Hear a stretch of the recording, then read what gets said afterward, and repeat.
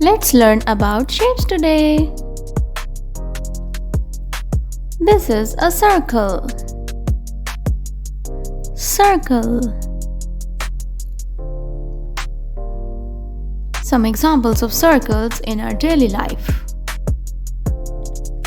A ball, a button, a doughnut. This is a rectangle.